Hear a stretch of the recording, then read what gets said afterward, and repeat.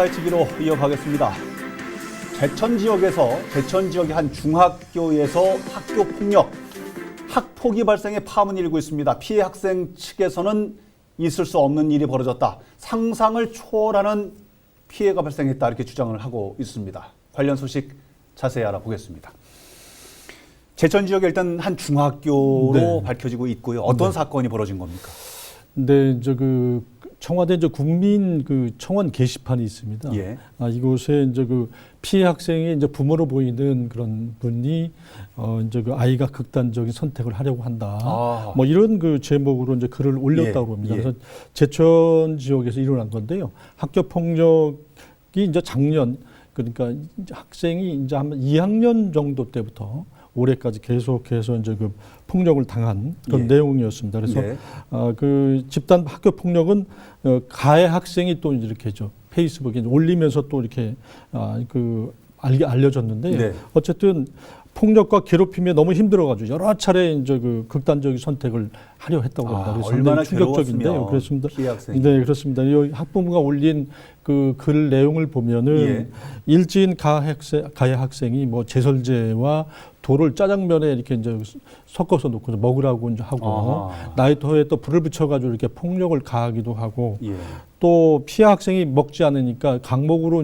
휘둘러 가지고 머리 같은데 전치 3주 상해를 입는 아주 상상을 초월하는 사실 있을 수 없는 그런 폭력이 벌어졌다고 합니다. 제천의 한 중학교라고 지금 이렇게 얘기를 하고 있고 학교 맛을 봐야 한다고 하면서 학교 담장을 할게 그런 하고 일까지 있었다고 합니다. 지금 말씀하신 것처럼 제설제를 섞은 눈을 먹게 하거나 이게 얼마나 피해 학생이 힘들었으면 극단적인 선택을 여러 번 그것도 하려고 했는지 이 부모 입장에서는 정말 울분이 터져 나갈 것 같은데 이게 피해 학생 부모 측 입장에서 보면은 학교 측에 이 얘기를 했는데 제대로 받아들여주지 않았다. 열심히 이걸 해결하려고 하는 노력을 보이지 않았다. 뭐 이런 얘기도 또 하더군요.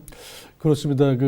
학교에는 학생들을 이렇게 단돌이하고 제어하는 이런 선생님들이 계신데요. 어쨌든 당연히 이런 걸 사실을 알고 학부모가 학교에 얘기할 수밖에 없죠. 그렇죠. 근데 학교는 가해 학생한테 학생을 괴롭히지 말라 이 정도 수준의 이야기를 했고요. 그래서 과목 선생님들 사실상 묵인하고 방조했다고 볼 수가 있습니다. 그래서 어쨌든 학교와 교사들한테 이런 얘기를 하면 또 증거를 가져와라. 이렇게 사건을 축소무마하려 했다는 그런 의혹까지 제기되고 있는데요. 어쨌든 또 다른 피해 학생이 생길까 겁난다. 그래서 적극적인 조사와 가해자 처벌을 학생도 마찬가지지만 학부모가 이렇게 주장하고 있습니다. 참 이게 피해 학생 또 피해 학생 학부모 입장에서는 그야말로 답답한 현실이 아닐 수가 없는데요. 이게 학폭 얘기를 하다 보니까 청주 지역에서도 최근에 또 이런 일이 있었던 모양인데 그러니까 학폭의 가해 학생 해당 사건이 다 끝나지도 않고 처벌되지도 않은 상황인데다가 중간에 다른 학생을 또 폭행하는 이런 일이 벌어졌다면서요? 네, 중학생들이 또 가장 교사들이 좀 다루기 어렵다. 그렇게 얘기를 하고 고등학생만 해도 자기 진로를 생각을 하기 때문에 이런 중학생처럼 이렇게 폭력을 휘두르거나 이런 거 좀 덜하다고 이야기를 하는데 어쨌든 청주의 중학교 학생이 타 학교 학생을 또 이렇게 주먹을 휘둘러 가지고 또 이렇게 피해를 입힌 상해 사건이 발생을 했습니다. 그래서 이 학생은 말씀하신 대로 얼마 전 같은 반 학생을 폭행을 해서 전치 2주의 피해를 입혔다고 합니다. 그래서 이번 일로 학폭 이후에 휘비돼서 이게 지금 처벌을 받아야 되는 상황인데 또 다른 타 학교 학생을 좀 때린 거죠. 그래서 가해 학생은 만 14세 미만이라고 합니다. 가해 학생이요? 그렇습니다. 그래서 형사 미성년자로 분류돼서 형사처벌을 받지 않는 이런 사실도 또 알고 있는 것 같습니다. 그래서 폭력을 상습적으로 휘두르고 있다고 그러는데 사실 이런 사실을 들어보면 다른 아이 학부모 쟤들도 참 속상한데 그러니까요. 이런 부분들을 좀 강하게 좀 처벌을 했으면 좋겠습니다.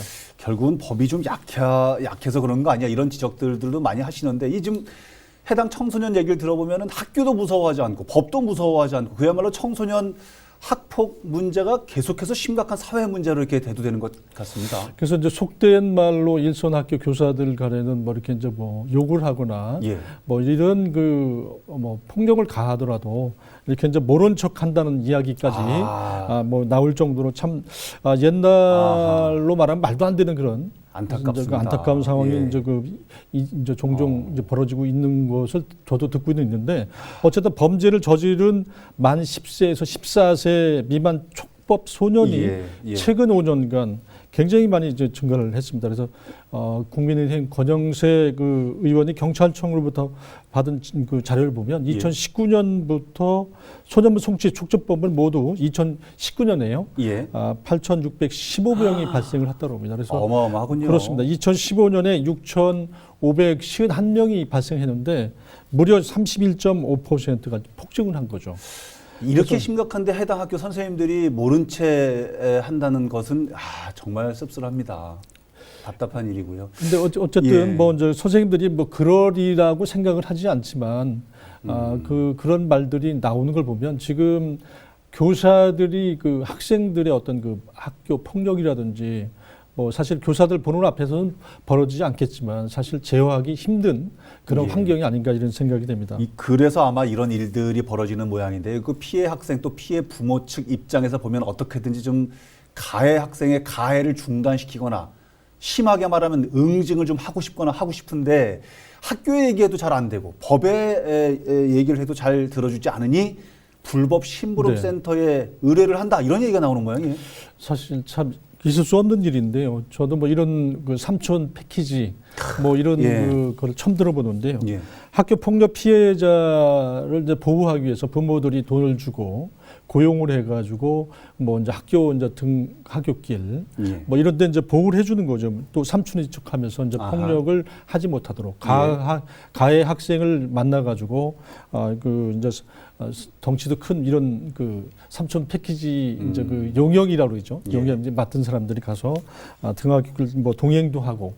뭐 이런 것이 우리가 이제 치안이나 이런 거 상당히 잘 지켜지는 그런 나라인데 뭐 이렇게 또 잠복했다 동영상을 찍기도 하고 이런 일이 이제 또 돈을 받고 이렇게 이제 하고 있다는 얘기를 저도 이런 오늘 방송을 하면서 처음 들었는데 참으로 안타깝습니다. 그래서 가해자 부모를 찾아가 가지고 뭐 직장에 소문 내겠다 뭐 이렇게까지 하면서 좀 어쨌든 그 가해 학생을 제어해 주도록 이렇게 좀 그 하고 있다는 얘기가 이렇게 실제 벌어지고 있다니까 안타깝습니다. 사실은 이런 소식 지금 말씀을 들으면서 웃으면 안 되는데 너무 어이가 없고 오죽하면 그렇습니다. 정말 심부름 센터까지 이게 등장을 해야 되는 학폭 현실이 지금 너무나 안타깝고 씁쓸합니다. 결국 이런 상황 지금 그 심부름 센터 뭐 삼촌 패키지 이런 표현도 해주셨습니다만은 가해 학생이 가해를 하지 못하도록 만류하는 부분도 있지만 오히려 뭐 응징을 하는 또 이런 경우도 있을 수 있어서 폭력을 또 부른다 이런 지적도 하더군요. 그러니까 이제 피해 이제 학부모들이 이제 이렇게 삼촌 패키지 같이 이렇게 사람을 고용하면 이제 삼촌 대 삼촌 싸움으로 이렇게 이제 번진다는 겁니다. 그러다 세상에나. 보니까 피해자가 또 가해자로 이렇게 바뀔 경우도 있고 또 이렇게 하다 보니까 뭐 위협이나 폭력 사태까지 발생하니까 또 이렇게 협박죄나 또 강요죄까지 발생하는 이렇게 이제 아주 엉뚱한 일로 이제 비화되는 거죠.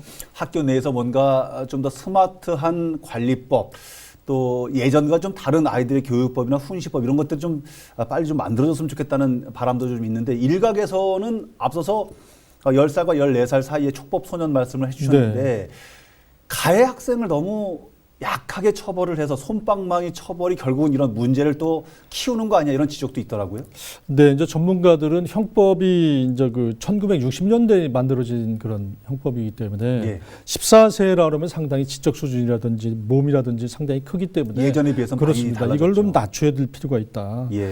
형사 미성년자 연령을 좀 낮춰야 한다 이렇게 이제 전문가들이 이제 이야기하고 있고요. 그리고 이제 좀 강한 처벌을 할 필요를 있을 때는 강하게 하고 교화가 필요할 때는 또 그런 학생들은 또 거기에 맞게 이렇게 처벌하는 게 맞다.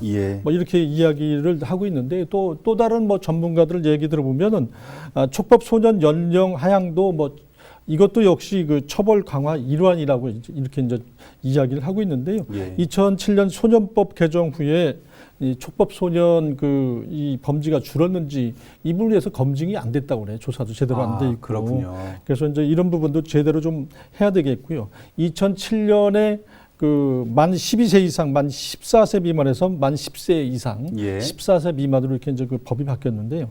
어쨌든 소년 범죄 이런 연령마다 특성이 다른데 여기에 맞는 예. 그런 특별한 처우 기반이 마련되어야 된다 이런 주장도 나오고 있습니다. 알겠습니다. 꽤 오랫동안 사회적 문제가 되고 있는데요. 지금이라도 적절한 실효성 있는 그런 대안이 좀 마련돼야 되는 것 아니냐 이런 목소리가 계속 흘러나오고 있어서요. 관심을 가지고 좀 지켜보도록 하겠습니다.